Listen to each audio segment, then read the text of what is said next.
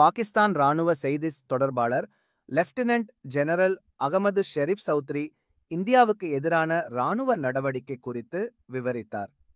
ஞாயிற்றுக்கிழமை இரவு செய்தியாளர் சந்திப்பில், இந்தியா பாகிஸ்தான் மோதலில் தங்கள் போர் விமானம் சிறிய சேதமடைந்ததாக பாகிஸ்தான் ராணுவம் ஒப்புக்கொண்டது. சேதமடைந்த போர் விமானம் குறித்து கூடுதல் தகவல்கள் எதையும் பாகிஸ்தான் ராணுவம் வழங்கவில்லை. சனிக்கிழமை இந்தியாவும் பாகிஸ்தானும் அனைத்து ராணுவ நடவடிக்கைகளையும் நிறுத்த முடிவு செய்தன. பாகிஸ்தான் விமானம் சிறிதளவு சேதமடைந்ததாகவும் வேறு தகவல் இல்லை என்றும் பாகிஸ்தான் ராணுவ செய்தித் தொடர்பாளர் கூறினார். பாகிஸ்தான் பிடியில் இந்திய விமானி இல்லை என்றும் இதுபோன்ற செய்திகள் போலியானவை என்றும் அவர் கூறினார். இந்திய ராணுவத்தின் சார்பில் ஞாயிற்றுக்கிழமை மே 11 மாலை செய்தியாளர்கள் சந்திப்பு நடந்தது.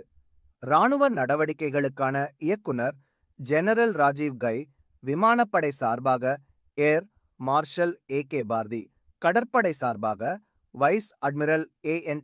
பிரமோத் மற்றும் எஸ்.எஸ். சாரதா ஆகியோர் செய்தியாளர்கள் சந்திப்பை நடத்தினர்.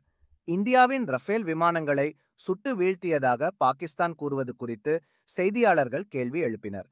பயங்கரவாத முகாம்களை அழிக்கும் நோக்கம் நிறைவேறியதாகவும் விமானிகள் பாதுகாப்பாக திரும்பினர் என்றும் ஏ.கே. பார்தி கூறினார்.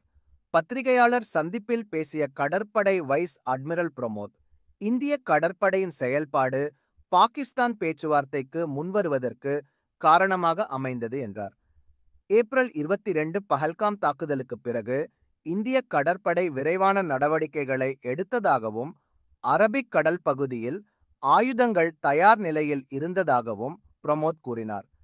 கராச்சி உட்பட இலக்குகளை தாக்க கடற்படை தயாராக இருந்ததாகவும் பாகிஸ்தானின் கடற்படை மற்றும் விமானப்படை தற்காப்பு நிலைக்கு தள்ளப்பட்டதாகவும் பிரமோத் தெரிவித்தார். தற்போதும் இந்திய கடற்படையின் செயல்பாடுகள் அதே நிலையில் இருப்பதாக அட்மிரல் பிரமோத் கூறினார்.